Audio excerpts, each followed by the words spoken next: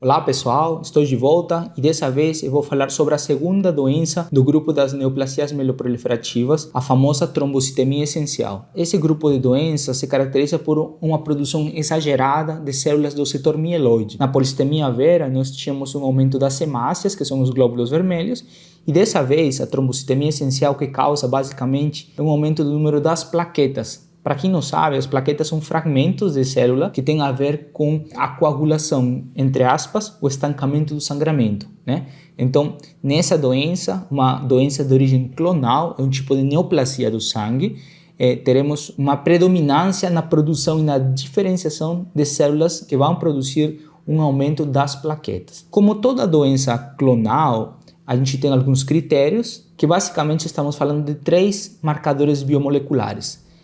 O JAK2, que foi o mesmo JAK2 V617F que foi comentado na polissemia vera, ele está presente em aproximadamente 55% dos casos. Depois temos a calreticulina mutada, que é um segundo marcador, que se encontra em torno de 16 a 24% dos casos. E finalmente temos o MPL, que seria um outro marcador biomolecular que se encontra em 4% dos casos. Só como alguns conceitos gerais, os pacientes que têm trombocitemia essencial junto com o JAK2 mutado são pacientes que têm uma tendência maior a eventos trombóticos, porém uma menor taxa de evolução para mielofibrose. Para quem não sabe, mielofibrose significa uma fibrose da medula. Esse grupo de doenças tem um componente inflamatório crônico. A nível da medula óssea, começa a existir uma liberação de citocinas, como se fossem substâncias, hormônios inflamatórios, que depois de muitos anos vai levar à estimulação de fibroblastos e a medula vai começar a ficar fibrótica. Imaginem como se fosse uma cicatriz, alguém que se cortou já.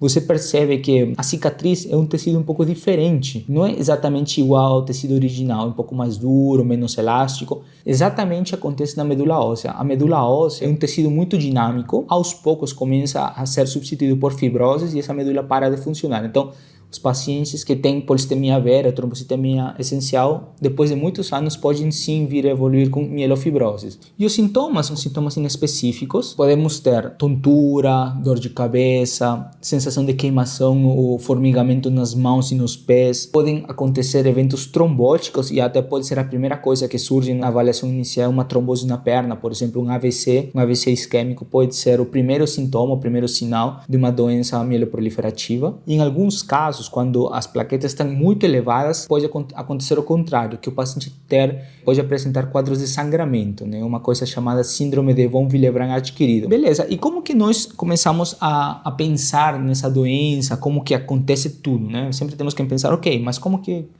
eu vou pensar nesse paciente? A primeira queixa ou a primeira coisa que nós avaliamos em pacientes que têm uma queixa específica é um exame geral, né? Você faz um exame físico, vai fazer exame físico do abdômen, pode ter um baço aumentado, não necessariamente, mas pode acontecer.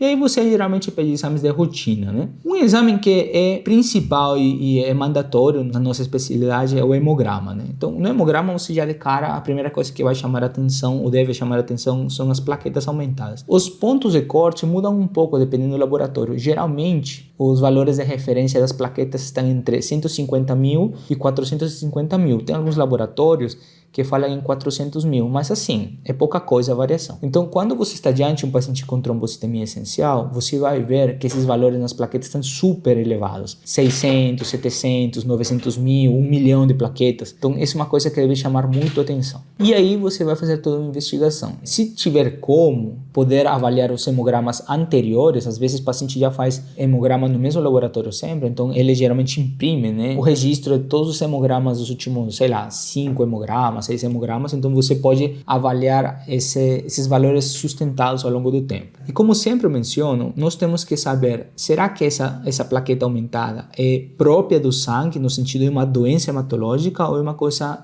secundária? Ali nós temos que sempre avaliar o contexto, a situação clínica. 2 grandes coisas que podem causar aumento das plaquetas em pacientes que não têm algum tipo de câncer é algum processo inflamatório ou infeccioso que está causando com que a medula aumente a sua produção de células para combater alguma infecção, alguma coisa do tipo. Então, as plaquetas aumentam de uma forma reacional. Outra coisa que também pode levar ao aumento das plaquetas é a ferropenia. Pacientes que têm anemia por falta de ferro, de algum jeito, um mecanismo compensatório, a medula tenta compensar essa falta de hemácias produzindo mais células, estimulando, na verdade, a medula a produzir mais células. Só que nesse intuito, as plaquetas começam a aumentar junto, tá? Então você vai ter um aumento das plaquetas de forma secundária. Mas beleza, você afastou essa situação, já viu que não tem infecção, você vê que não tem anemia, falta de ferro. Aí você vai pensar sim em um quadro propriamente hematológico. E dentro das doenças hematológicas que podem confundir, ou que podem vir a apresentar plaquetas aumentadas, temos algumas. Por exemplo, a mielofibrose na fase pré-fibrótica pode abrir com quadro de plaquetas elevadas. A leucemia mieloide crônica, a LMC, também pode abrir com quadro de plaquetas aumentadas e algumas variantes de síndrome mielodisplásica. Então, como nós precisamos diferenciar, precisamos fazer uma investigação a nível da medula. Para isso, é fundamental, assim como na polissemia vera, fazermos uma biópsia da medula, a fábrica do sangue, e poder extrair um fragmento do osso e poder avaliar a morfologia, a forma das células, a arquitetura do tecido, o grau de fibrose, e assim como avaliarmos algumas características dos megacariócitos. Os megacariócitos são as formas jovens, as formas precursoras das plaquetas, e elas têm algumas características que podem falar mais a favor de trombocitemia essencial. Essa informação vai ser muito mais fácil de entendida para quem já é da área, quem é médico, trabalha com laboratório clínico, poder definir ou interpretar esses achados. E você já fez o hemograma, já fez a biópsia e ao mesmo tempo você solicita um marcador de biologia molecular. Como eu mencionei agora no começo do vídeo, existem basicamente 3 marcadores biomoleculares. O primeiro deles, o mais antigo, descoberto em 2004, foi o JAK2, o V617F. Depois temos a calreticulina mutada e, por último, temos a MPL. Então, esses 3 estão presentes em aproximadamente 80% dos casos. Significa que 80% dos casos de trombocitemia essencial tem algum deles presentes, algum deles positivo. Porém, existe em torno de 20% dos casos os famosos triplo negativos, que significa foi feito qualquer um deles e não foi achado nada. Nesses pacientes, o ideal, no mundo ideal, em lugares que tem mais recursos, seria fazer um teste de sequenciamento gênico, NGS, para poder identificar alguma outra mutação, que são mais raras, que vai determinar um componente clonal. Significa que essa doença tem uma base genética, uma mutação que vai produzir essa doença. Então, seria uma forma de identificar um componente clonal por outra técnica, seria o NGS, sequenciamento de nova geração. Bom, e quando nós temos o paciente na nossa frente, ele sempre vai querer saber, e o que eu devo esperar sobre essa doença, quanto tempo de vida, essas coisas, Alguns centros de referência mundial, principalmente a Clínica Mayo, eles fizeram um levantamento e eles avaliaram a sobrevida dos pacientes. Eles dividiram em 2 grupos. Os pacientes acima de 60 anos, eles têm uma sobrevida em torno de 20 anos. Já os pacientes com menos de 60 anos, uma sobrevida em torno de 33 anos. E por outro lado, o risco de transformação leucêmica em 20 anos de evolução é menor que 5%. Significa que se nós pegamos 100 pacientes com trombocitemia essencial e seguirmos eles por 20 anos, menos de 5 pacientes evoluirão para uma leucemia aguda. Então, como vocês veem, é uma doença relativamente tranquila, preciso fazer um seguimento frequente, porém, o risco de evoluir para uma leucemia, uma forma mais grave, é baixo. Então, a qualidade de vida, geralmente, dos pacientes é uma qualidade de vida adequada, Lógico que isso é um pouco relativo, depende muito da percepção de cada um. Algumas pessoas acham tranquilo ir para o médico a cada 3 meses, outros acham ruim demais e assim por diante. Mas o que eu quero deixar claro aqui é que a evolução da doença demora décadas para chegar a um ponto de piora. Então, por enquanto, é uma doença que, se comparada com outras doenças na hematologia, é uma doença de um controle tranquilo. Bom, e depois que nós definimos o diagnóstico, nós temos que estratificar esse paciente a depender do grau de trombose. Como eu falei na polissemia vera, nós temos que avaliar o risco de trombose. A diferença é que aqui você vai dividir o paciente em 4 grupos de risco. Teremos o paciente de muito baixo risco, o paciente de baixo risco, risco intermediário e alto risco. Para início de conversa, o que nós avaliamos são 3 coisas. A presença da mutação do JAK2, a idade do paciente, que tem que ser ponto de corte de 60 anos, então acima ou abaixo de 60 anos, e a existência de um evento trombótico prévio, Então, o paciente que, eu vou colocar 4 dedos, o paciente que tem muito baixo risco significa que não tem nenhum deles, não tem nem a idade, não tem nem JAK, nem evento trombótico prévio. Já o paciente de alto risco é aquele paciente que já teve alguma trombose na vida, tá? Então, automaticamente esse paciente já é de alto risco. Ou, se não teve um evento trombótico, ele já tem mais de 60 anos e junto a isso tem a mutação presente, a mutação do JAK2. O paciente que tem um risco intermediário é aquele paciente que somente tem a idade. Então, I de idade e I de intermediário, acima de 60 anos.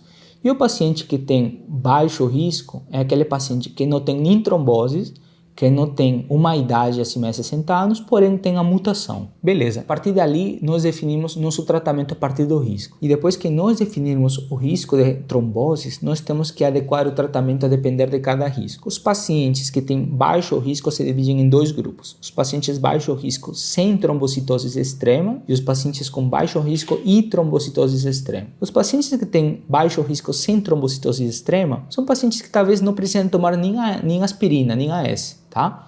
Mas é prática rotineira que todos os pacientes com baixo risco já têm o diagnóstico de trombocitemia essencial, tomem doses baixas de AS. Tá? Nesses pacientes não é necessário fazer uso de hidroxiureia, que seria um citorredutor, certo? Por outro lado, os pacientes que têm baixo risco, porém têm uma trombocitose extrema, geralmente o ponto de corte que eles falam é acima de 1 milhão de plaquetas, existe uma situação que devemos ficar atentos. A síndrome de von Willebrand adquirido é um evento que, ao invés de causar tromboses, pode causar sangramentos, tá? É um distúrbio da coagulação causado pelo excesso de plaquetas no sangue. E nesses pacientes, nós temos que fazer uma avaliação mais detalhada dessa síndrome.